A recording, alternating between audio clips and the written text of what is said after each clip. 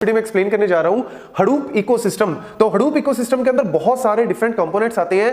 कुछ कंपोनेंट्स हैं which are mandatory, जिनका होना बहुत जरूरी है, उनके बिना काम ही नहीं चलेगा। लेकिन कुछ एक्स्ट्रा फंक्शनैलिटीज के लिए हम लोग जो है वो डिफरेंट कंपोनेंट्स को यूज करते हैं। कंपोनेंट्स जो है वो क्या है, कैसे है, क्यों यूज करते हैं, वो सारे मैं एक एक करके आपको एक्सप्लेन करूंगा with example. So basically actual में हमें चाहिए क्या कि जो मेन काम है हडूप का वो तो चल ही रहा है, लेकिन साथ में एक्स्ट्रा फंक्शनैलिटीज क्या चाहिए होती है, जैसे प्रॉपर मॉनिटरिंग हो, प्रॉपर मैनेजमेंट हो, हमें सिक्योरिटी का फीचर चाहिए, हमें स्केलेबिलिटी का फीचर चाहिए। तो ये जो डिफरेंट फीचर्स चाहिए उनके लिए हम लोग डिफरेंट जो है वो कंपोनेंट्स को यूज करते हैं। तो चलिए स्टार्ट करते हैं। फर्स्ट ऑफ ऑल हमारे पास आ जाता है जो कि मैंडेटरी कंपोनेंट है, that is the HDFS, Hadoop distributed file system, जिसका मेन पर्पस ही क्या है कि डेटा को किस तरीके से मैनेज करके स्टोर करना है इन अ डिस्ट्रीब्यूटेड मैनर, ताकि हम उसको इजीली एक्सेस कर सकें। तो ये स्टोरेज का सारा काम जो है वो एचडीएफएस संभालता है। ये फाइल सिस्टम है, जैसे हमारे नॉर्मल लैपटॉप में, हमारे कंप्यूटर में जैसे विंडोज यूज कर रहे हैं तो विंडोज के अंदर एक फाइल सिस्टम होता है एनटीएफएस, लिनक्स यूज कर रहे हैं तो एनएफएस, डिफरेंट फाइल सिस्टम्स हैं। ऐसे ये हडूप का फाइल सिस्टम है, तो ये मैंडेटरी पार्ट है। वैसे मैं अलग से मैंने इसके ऊपर पूरी वीडियो बनाई हुई है कौन से कंपोनेंट से कैसे वर्क करता है, तो आप वो वीडियो जरूर चेक कर ले। देन आ जाता है हमारे पास दूसरा यान। यान क्या है? Yet another resource negotiator. तो यहां पे यान का पर्पस क्या है?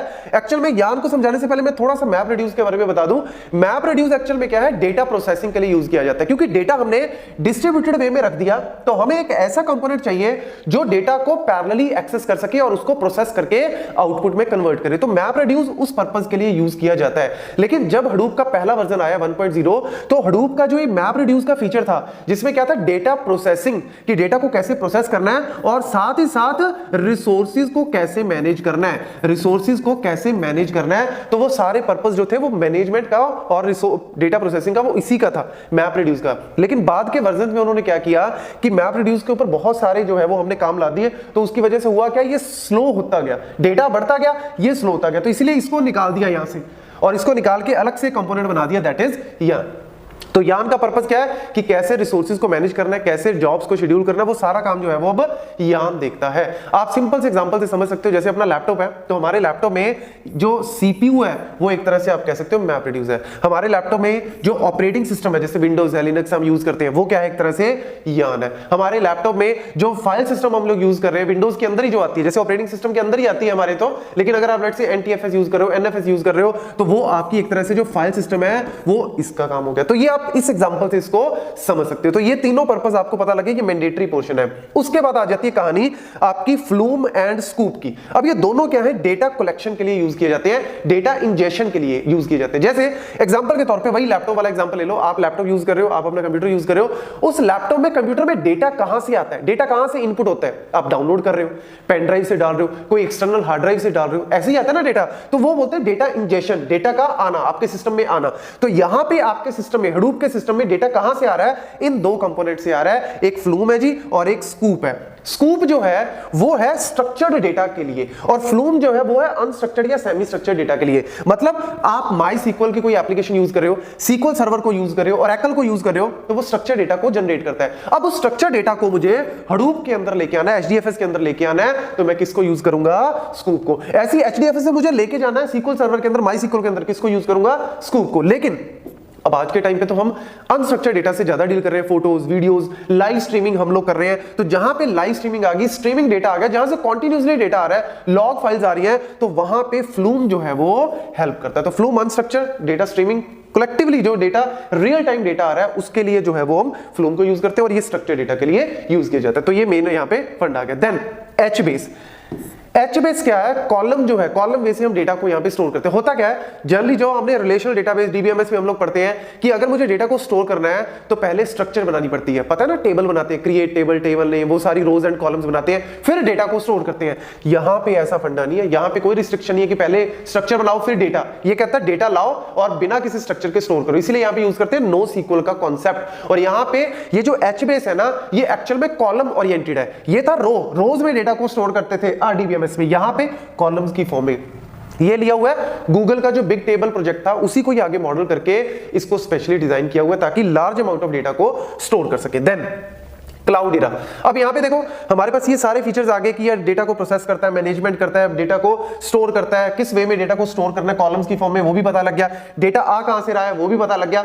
अब यहाँ पे जो मेरा डेटा फाइनल में प्रोसेस करने के बाद आउटपुट आई, उस आउटपुट को एनालाइज कैसे करना है, उस आउटपुट को देखना कैसे है, या डेटा एनालिसिस भी बोल सकते हो, या अलग अलग पर्पस के लिए, जैसे हाइव क्यों यूज किया जाता है, एसक्यूएल क्वेरी के लिए। मतलब नॉर्मली तो हम यहाँ पे जावा की कोडिंग ज्यादा करते हैं, तो जावा की कोडिंग में मैपर का, रिड्यूसर का, ड्राइवर का बहुत बड़े बड़े कोड लिखने पड़ते हैं। अगर मुझे सीक्वल के फॉर्म में कोई कमांड लिखनी है, मतलब मुझे सीक्वल आती है और मैं उसको यूज करना चाहता हूं हडूप के अंदर, तो मैं हाइव को यूज कर सकता हूं। तो स्ट्रक्चर डेटा के लिए आप हाइव को यूज कर सकते हो। अगर आपका डेटा जो है वो स्ट्रक्चर्ड है तभी हाइव को यूज किया जा सकता है, क्योंकि सीक्वल की कमांड्स के ऊपर बेस्ड है। देन पिग क्या है, पिग भी एक कंपोनेंट है जो कि स्क्रिप्टिंग के लिए यूज किया जाता है। स्क्रिप्टिंग का पर्पस क्या है, वही जो मैंने बताया कि मैपर, रिड्यूसर, ड्राइवर क्लास जब हम लिखते हैं ना तो बहुत बड़े बड़े कोड लिखने पड़ते हैं। तो पिग आपको क्या कहता है कि जो आप 200 लाइनों में, 300 लाइनों में कोड लिख रहे हो, उसको 10 to 20 लाइंस में खत्म कर दो। तो कहीं ना कहीं जो आपकी प्रोग्रामिंग की जो आप कह सकते हो लाइन ऑफ कोड बहुत बड़ा है, उसको रिड्यूस करने की कोशिश कर रहा है, दैट इज अ पिग।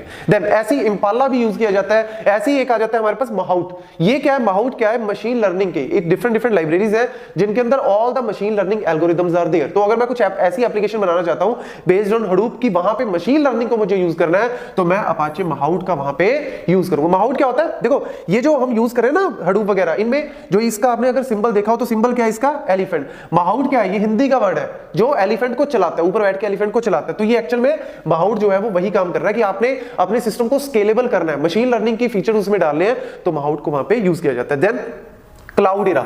अब यहां पे मैंने आपको क्या बताया कि मेरे यहां पे 4 फेजेस है। सबसे पहला फेज क्या है, डेटा को इनपुट करवाना, डेटा को इंजेक्शन करवाना। तो डेटा को इंजेक्शन करवाना, डेटा को इनपुट करवाने के लिए मैंने फ्लूम का यूज कर लिया, मैंने स्कूप का यूज कर लिया, तो डेटा अंदर आ गया। अब डेटा अंदर आ गया तो उसको कौन मैनेज कर रहा है, उसको मैनेज कर रहा है आपका एचबेस।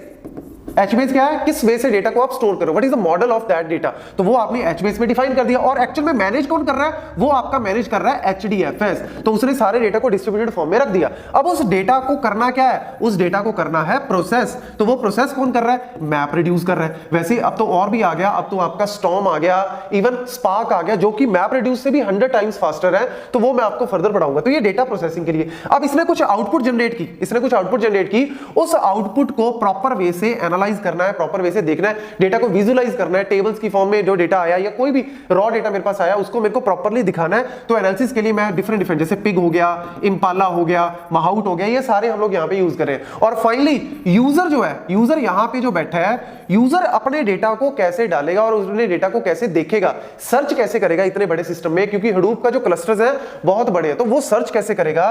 तो अपने डेटा को सर्च करने के लिए, एक्सप्लोर करने के लिए क्लाउड इरा का यूज किया जाता है। तो ये बड़ा प्लेटफॉर्म प्रोवाइड करता है जहां पे आप प्रॉपर्ली डेटा को मैनेज कर सकते हो, मॉनिटर कर सकते हो चीजों को। ऐसी अपाचे अंबारी भी आता है, ह्यू भी आता है, वो सारे डिफरेंट आपके जो है वो कंपोनेंट्स और भी आ जाते हैं। देन हमारे पास आ जाता है ऊजी।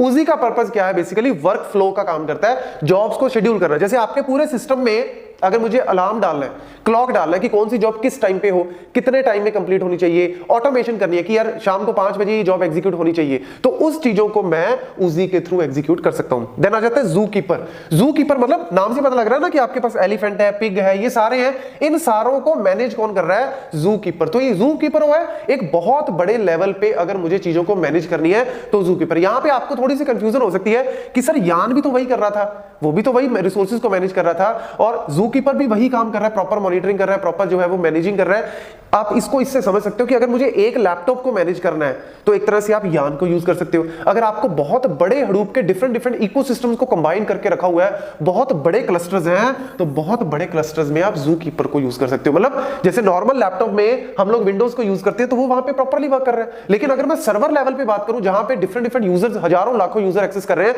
तो वहां पे वो पर्पस फेल हो जाता है, फिर मुझे एक्स्ट्रा जो है वो फीचर लगाने पड़ते हैं। तो जू कीपर उस केस में आप कह सकते हो कि काम आएगा। काम इसका वही है, मैनेजमेंट वाला ही। तो ये डिफरेंट कंपोनेंट जो है वो आपके हडूप इकोसिस्टम में यूज किए जाते हैं। Thank you.